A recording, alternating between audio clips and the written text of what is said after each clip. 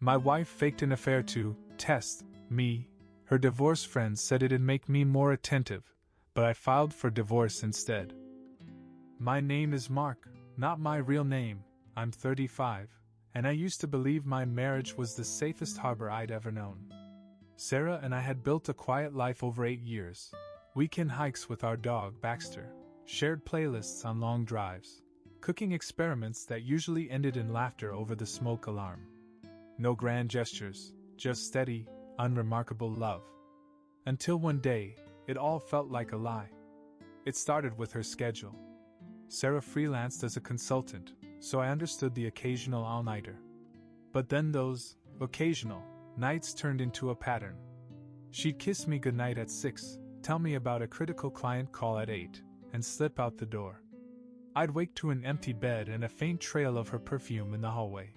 Only now it smelled less like our usual rose and vanilla and more like something spicy and unfamiliar. One afternoon, I found a dark t-shirt among her laundry, no tag, stretched as if borrowed. I held it to my nose and caught a trace of woodsy cologne. When Sarah came home, she laughed it off. My teammate lent it after a workout, she said, tucking it away. I wanted to believe her, but every fiber of that shirt screamed, someone else. Then I began to see her phone buzz too often. A single letter, J, flashed at the top of the screen. A message preview, miss you today. By the time I looked, she'd swiped to clear it. When I asked, she bristled. Stop checking my messages. The more she defended it, the more I figured I wasn't imagining things. Behind her behavior, I later discovered, were two friends she'd leaned on in a moment of marital complacency. I'd met them only once. Lisa, razor-sharp and quick with a joke, whose 3 divorces had left her convinced marriage was a trap unless you kept it on edge. And Beth, quieter but no less wounded, whose husband's betrayal had drained her trust, and her savings, so thoroughly she now believed happy couples were naive. They told Sarah that if love ever felt routine, you needed a shock to remind you what you might lose. I thought it was paranoia until I overheard them over coffee. I was at the cafe, nursing a black coffee, when I heard Lisa say, "He's too comfortable. He won't notice unless he thinks you're slipping away." Beth nodded, stirring sugar into her tea. "If you don't test him, you'll deaden your own heart." Their voices were low but insistent, and in that moment I realized I was the unwitting test subject in their twisted lesson plan. Over the next week, Sarah's phone problems grew. I'd see her slip away for work calls that lasted hours, returning with that same foreign scent on her blouse. At night, I'd lie awake replaying every whispered excuse. "It's just stress, I'll make it up to you, you're overthinking." My stomach churned, and I found myself wandering our empty kitchen at midnight, trying to calm the panic that tightened my chest. But the most unsettling presence wasn't Sarah's friends, it was Jake. Jacob Nguyen, one of her colleagues. I'd met him once at a holiday party, calm, courteous, a man who listened more than he spoke. Later, I spotted him checking her email workstation late at night, eyes flicking to her screen. I cornered him in the hallway after hours. "Do you ever text Sarah outside work?" I blurted. He lifted his hands, calm defensiveness in his posture. "No," he said. "We keep it professional." Then he paused. "But I've seen things you wouldn't believe." His quiet words felt like a lifeline, even though he refused to elaborate. That evening I tried to swallow my doubts and believe Sarah. I hugged her tight before a rare weekday dinner, her scent still lingering in my hair. She murmured, "I love you," and smiled that way I used to melt for. I wanted to trust her, but I couldn't shake the feeling of being played. When the message from Jay flashed again, * can't wait to see you tonight winky face *, I watched her pause mid-chew. Her face went blank. I realized that no matter what she said, the truth had slipped beyond explanation. I was caught in the wake of a gamble Sarah's friends had decided to play with my heart. That night, I drove out of the neighborhood without direction, mind racing. I thought of Jake's somber warning, of Lisa's bitterness, of Beth's wounded cynicism, and I knew I had 2 choices: walk away, divorce papers in hand, or demand the whole truth, no matter how ugly. As headlights streamed across the empty road, I clenched my fists and decided it was time to end the guessing game. The real test, Sarah's confession, Jake's evidence, and my choice, was only beginning. And I wasn't going to be fooled twice. A few days later, I found myself waiting outside the sleek office building where Sarah claimed she'd be working late again. Dusk settled into the sky, and I leaned against my car, heart slamming every time someone emerged. Part of me felt foolish, like a detective chasing ghosts, but another part was desperate to see the truth with my own eyes. Inside the glass lobby, I caught a glimpse of Sarah's silhouette as she tapped her badge and strode through the turnstiles. A soft hum of conversation floated down the hallway. I slipped in behind her, keeping to the shadows, and watched as she ducked into a conference room. A moment later, two women followed, one tall with sharp features, the other petite, shoulders hunched. Lisa and Beth, I realized, and my blood ran cold. I crept closer, careful not to be seen, and heard Lisa's voice, measured but fierce. "He's spiraling," she said, leaning towards Sarah's desk. "He's tailing you, checking your phone. He's tearing this marriage apart." Beth stood by the window, arms crossed. "He thinks you're cheating," Beth added, voice low and taut. "Without this, he'd drift into complacency and never fight for you again. You're doing this for him." Sarah's reply was muffled, but I caught the tremble in her words. "I don't know if I can keep lying," she whispered. "Every time I do it, a piece of us dies." Lisa snorted. "Better to die fighting than die wondering, right?" She reached out and squeezed Sarah's shoulder. "We're saving him. Think of the spark you'll reignite." I backed away, stomach in knots. They weren't playing games for cruelty's sake. They were terrified of flatlining in love, projecting their traumas onto us. Lisa had survived 3 bitter divorces. Each began with a lull before the shattering discovery.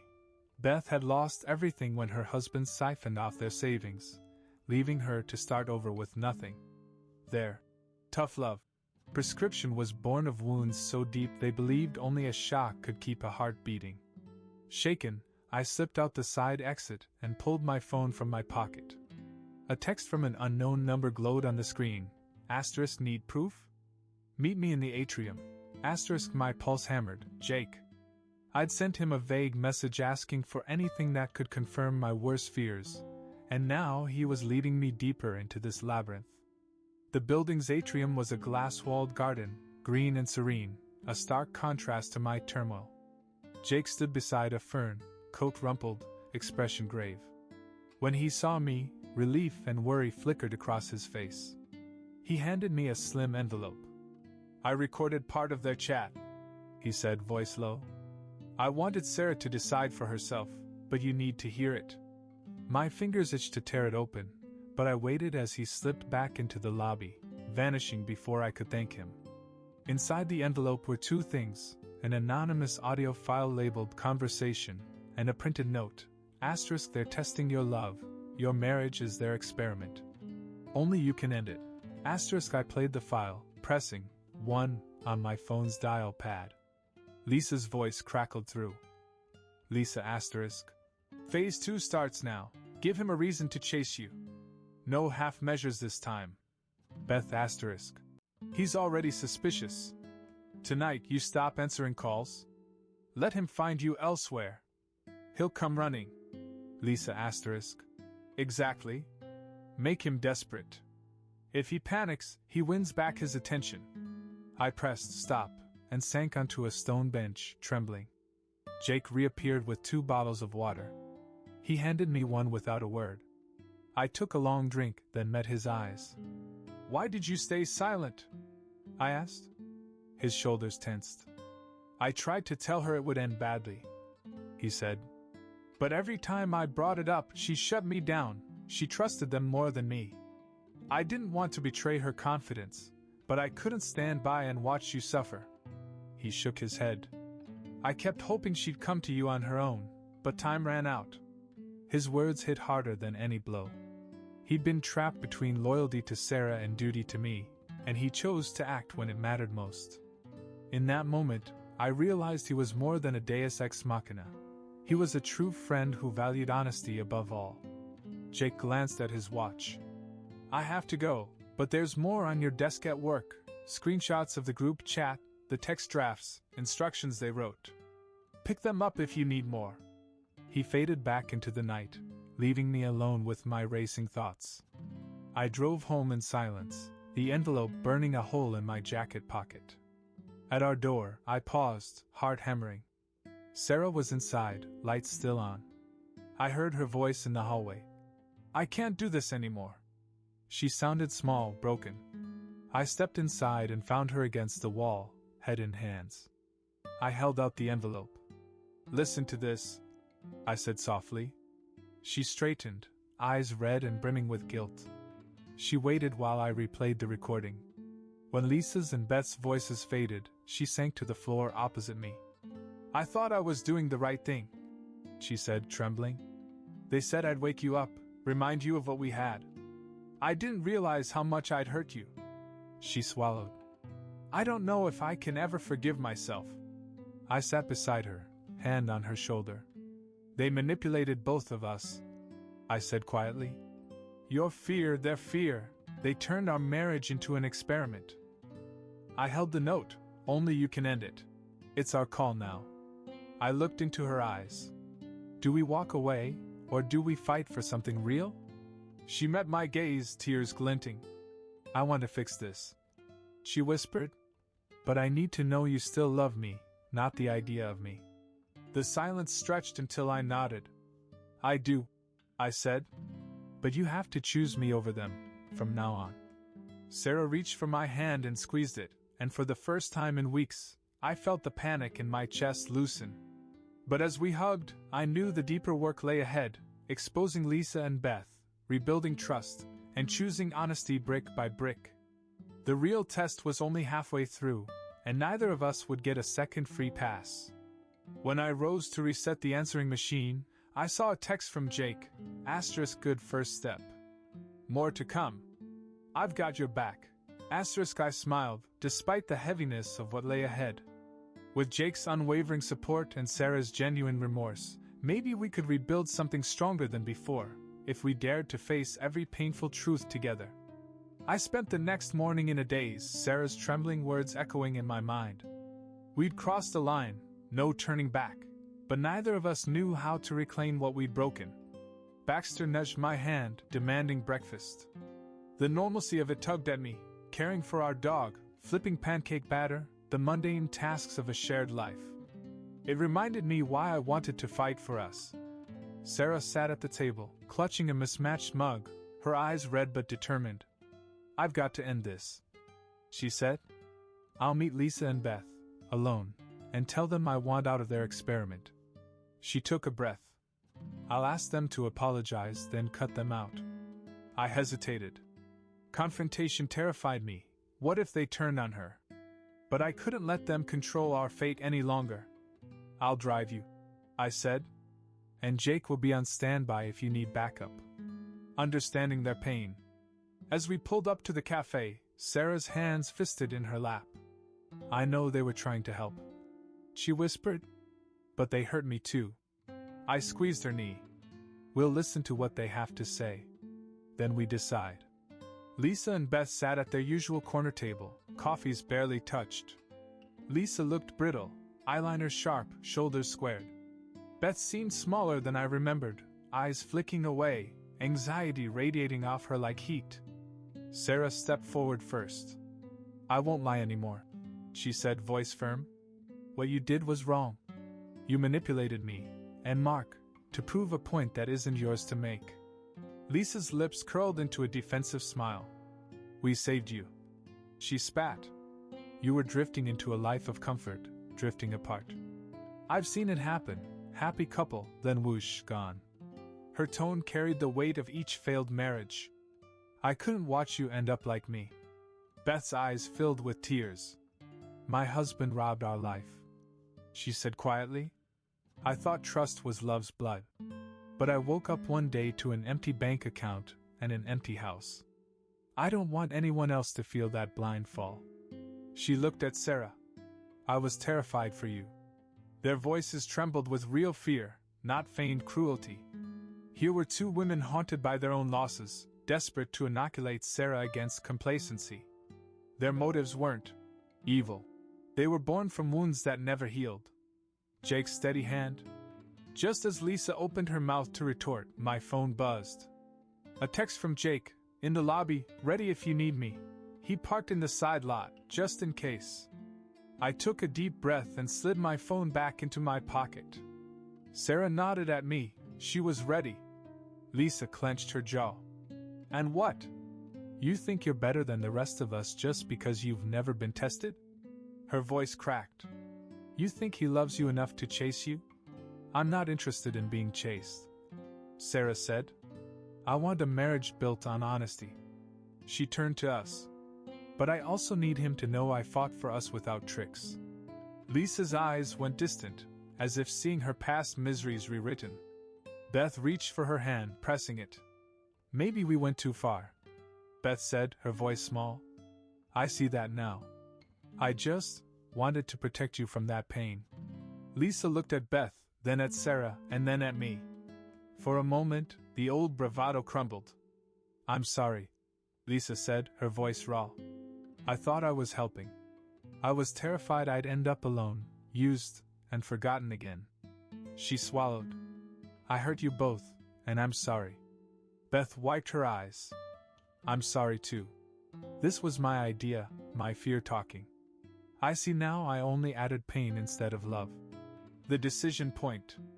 Relief washed through the four of us, but it was wary, fragile. Sarah took a shaky breath. I accept your apologies, but I need space to rebuild my trust, she said. And Mark and I need to decide who we let in. Lisa nodded, head bowed. I understand if you never want us back. Beth added, we'll respect whatever boundary you set. Sarah reached for my hand under the table. I squeezed back. Her apology was sincere, but our path forward depended on my next words. I appreciate that, I said. But right now, the only person I need to trust is Sarah. I turned to Lisa and Beth. Thank you for admitting your fear and your mistakes. I hope you find peace beyond this. But we need to do this on our own terms. The two women nodded, grief and relief mingling in their faces. We rose, the tension easing as we said our goodbyes. Outside, the air felt lighter. Sarah leaned into me as we walked to the car. Thank you, she whispered, for standing by me, reclaiming our story. That evening, we returned home and opened the folder Jake had left on my desk. Screenshots of the group chat, stage text drafts, cologne receipts. We pinned them on a board, raw evidence, to honor the truth. Jake had done his part, now it was ours. We found our clay bowl in the kitchen cabinet, the one we'd half made a few months back as a silly craft project. It was cracked along the rim, dried clay chipping at the edges. I set it on the counter and took Sarah's hand. This bowl has flaws, I said. Just like our marriage right now. I reached into my pocket and pulled out the brass key I'd bought when we moved in. But it still holds. This key is ours. Sarah smiled through tears. She placed the key inside the bowl, then traced its crack with her fingertip. We can seal it back up together, or let it become part of our story. That night, we wiped the tears away and sat at the kitchen table, talking late into the hours. We laid out boundaries. No more secrets, no third-party tests, and next time we feel scared, we'll talk before we act. Jake's evidence remained on the pinboard, a reminder of what almost broke us. And the bowl, cracked and key-filled, sat between us, a symbol of choice, to rebuild or to abandon. As I drifted to sleep that night, I realized the real test wasn't Lisa and Beth's experiment, and it wasn't Sarah's fear-driven compliance. The true measure of our love would be how we handled the aftermath, brick by brick, piece by piece, with honesty as our mortar. And for the first time in weeks, I felt a cautious hope that we could do it together. We spent the next morning in a fragile bubble of relief, sipping coffee from our cracked mugs while Baxter nosed at Sarah's plate. The bowl, and its key, sat on the counter, a silent witness to our conversation the night before. For a moment, I almost believed the worst had passed. Then my phone buzzed with a message from an unknown number. I don't expect forgiveness, only to say I'm sorry. No signature, but I recognized the handwriting in my mind, Beth's apologetic tone, the same voice that confessed her fear. I showed Sarah. She took a steadying breath and typed back. Thank you. I hope you find peace too. She hesitated, thumb above.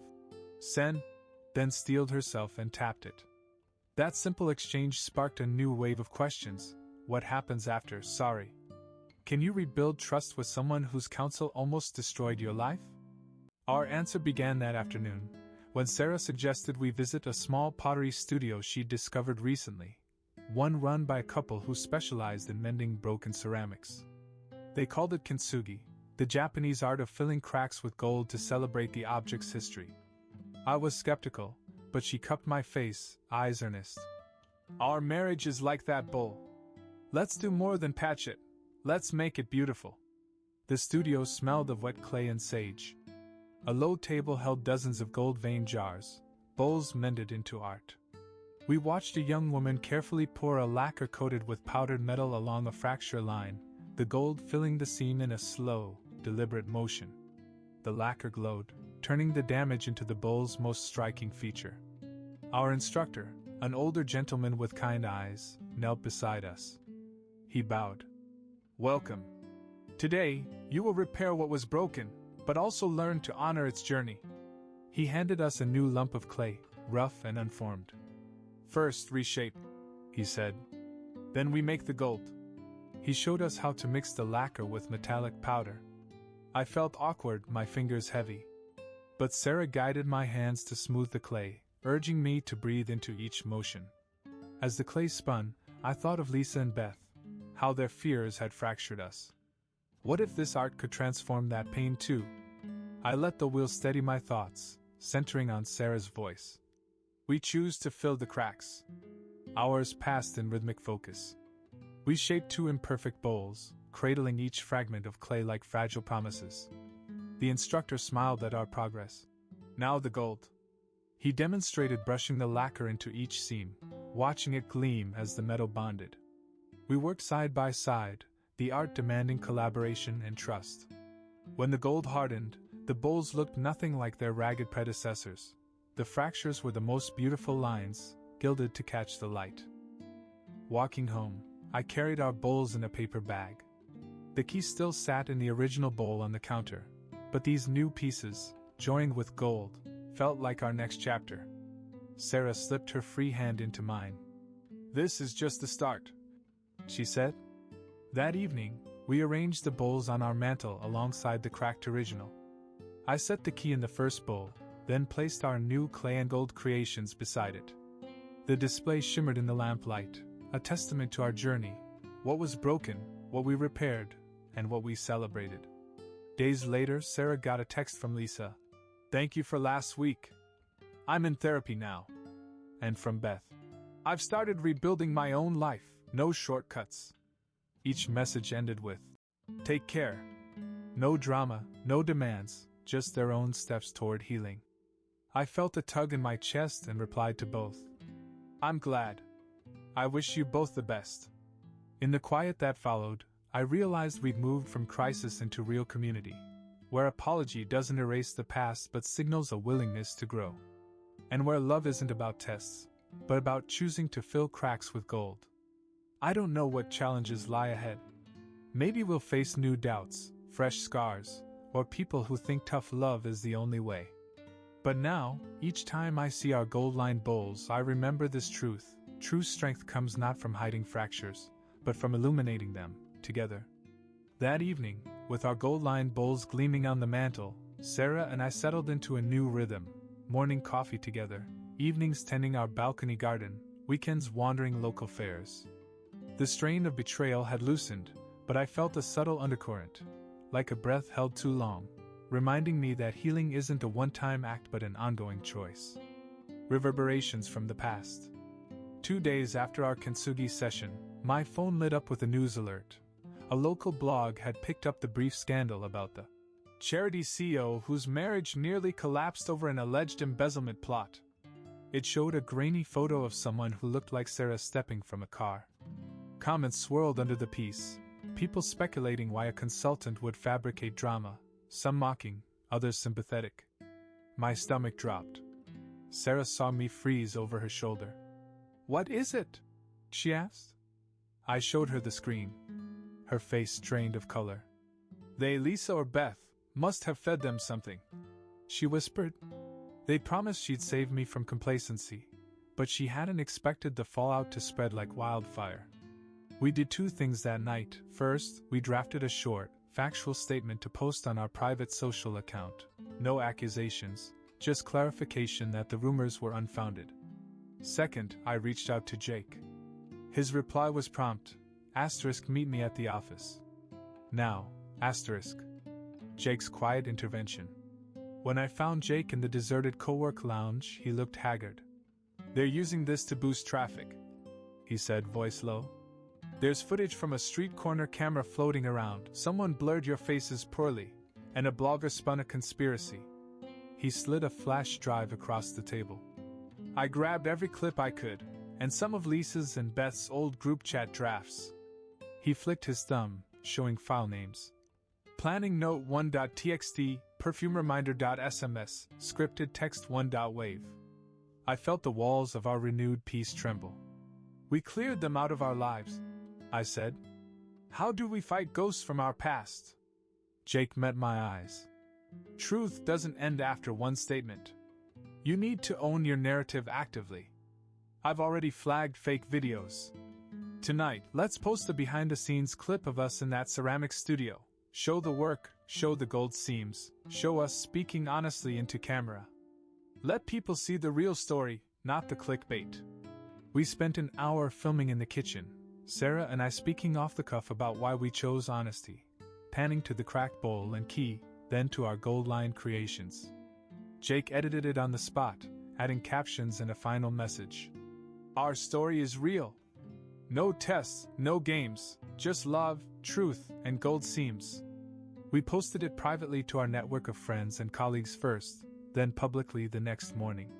The response was immediate and overwhelmingly supportive. Genuine colleagues and neighbors sent messages of solidarity. The blogger who started the rumor issued a brief retraction, tagging our video. Best of all, Sarah's name became associated with resilience rather than scandal. Boundary setting with Lisa and Beth. With the blog crisis subsiding, Sarah decided it was time to formally close the chapter with Lisa and Beth. She drafted a heartfelt letter, no recriminations, only clear boundaries. "Thank you for your concern and for saving me from my own complacency. However, I must live my marriage on my own terms. Please respect my decision to move forward without further tests. I wish you both healing in your own journeys." She sent it via certified mail. We tracked the delivery. 2 days later, it showed as delivered and signed. L. Peters and Being Win. We didn't hear from them again, and that silence felt like both loss and liberation. A new ritual. Inspired by our kintsugi session, we established a monthly ritual. Each month, on the anniversary of our confrontation at the cafe, we'd fill that gold-lined bowl with something meaningful: flower petals, wristbands from a charity run, handwritten notes to each other about one thing we appreciated in the past month. It became our tangible marker of progress, a ritual as sacred to us as a wedding anniversary. Everyday test of trust. One Tuesday, I came home to find the living room rearranged, our pottery wheel set up by the window, 2 lumps of clay waiting. A note from Sarah read, "For us, no instructions, no tests." I smiled and dove in, working clay alongside her. When my vase collapsed in a lopsided heap, she laughed and helped me reshape it. That simple acceptance, no judgment, felt like the greatest test passed. Looking ahead, a final test arrived unexpectedly, a text from an old friend of mine, someone who had once introduced me to Sarah. He said he'd heard rumors resurfacing and asked what was real. I forwarded him our video and wrote, "Here's our truth. You decide if it's enough." His reply came soon after. "It is. Proud of you both." As dusk fell, I looked at our mantel, the original cracked bowl with the key, flanked by our gold-heeled creations, each month's offering tucked inside. Baxter lay at my feet, tail thumping. Sarah slipped her hand into mine and said, "We did this." I nodded, tears flickering. I recognized then that the most powerful tests aren't those others set for us. They're the ones we face together, whether to forgive, rebuild, and keep choosing each other day after day. And as long as we continue that ritual, gold seams and heart bursts, we'll know our marriage is stronger than any fear, any friend's misguided advice, and any temporary rumor. We don't need tests anymore. We have truth. And that is everything. In the weeks that followed, our home took on a new warmth, one born not of routine comfort, but of conscious choice. Every morning, Sarah and I shared tea in our gold-lined bowls, each sip a reminder that what was broken had been made whole in unexpected ways. Baxter barked at sunrise and chased his tail as I laced up my shoes for a run without the dull hum of suspicion. Sarah would wave from the doorway, her smile unguarded, reclaiming joy. One Saturday afternoon, we ventured to the local artisans' market, hand in hand. Stalls brimmed with handmade soaps, woven baskets, and the occasional relationship counselor by appointment sign that made us laugh. We stopped at a table selling pressed flower jewelry, and Sarah picked up a delicate pendant containing a tiny fern frond. "For our first anniversary post-crisis," she said, weaving its silver chain around my neck. "So we never forget how close we came to losing ourselves." I kissed her forehead, feeling the cool metal against my collarbone.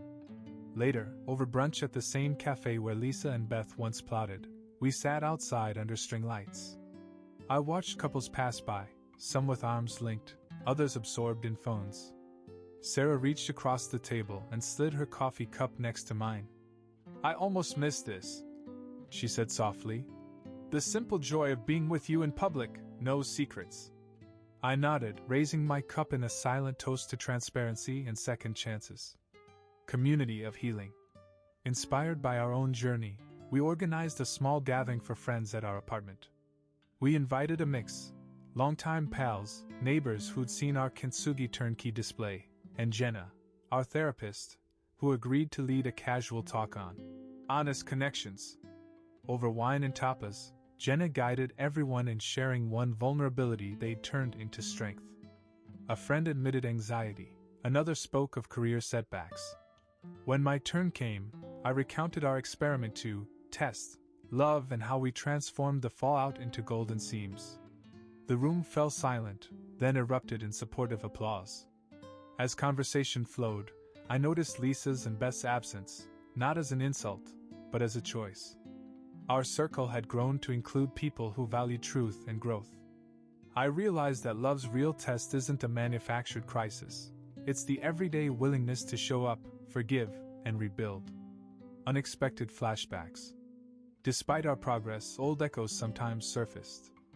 I'd catch a whiff of woody cologne on a passerby and pause, heart lurching, only to remember it belonged to no one relevant. Sarah found me staring at her scarf once, and she hugged me, whispering, "It's over."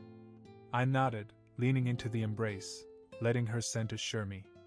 One evening, as rain drummed on windows, we sat by the mantel. The original cracked bowl, the key, and our gilded creations formed a small shrine of lessons learned. I traced a gold seam with my finger and admitted, "I still wonder if we're strong enough." Sarah set her mug down, eyes steady. "We are," she said. "Because each seam shows where we've chosen each other, and gold only adheres when there's a fracture to fill." A new milestone. 6 months to the day after we discovered the plot, we decided to renew our vows, not in a church or at a grand venue, but in that same pottery studio. Surrounded by the couple who taught us kintsugi, we held simple vows: honesty, forgiveness, and the promise to face every challenge together. Our gold-lined bowls waited on a pedestal, witnesses to our renewed commitment. Baxter, dressed in a tiny bow tie, roamed between guests, accepting treats. Afterwards, we danced to a friend's acoustic guitar, each step a heartbeat marking that we'd come this far. Forward into the unknown. Today, I can't predict every twist ahead. New fears will surface. Old regrets may knock at our door. But now I know how to greet them, with openness and collaborative repair. When Sarah smiles at me, real, unguarded, I'm reminded that trust isn't a guarantee, it's a daily enactment. When I see our bowls glinting in afternoon light, I remember that beauty arises from choice, not circumstance. A few weeks ago, I received a tentative message from Lisa. I'm rebuilding slowly.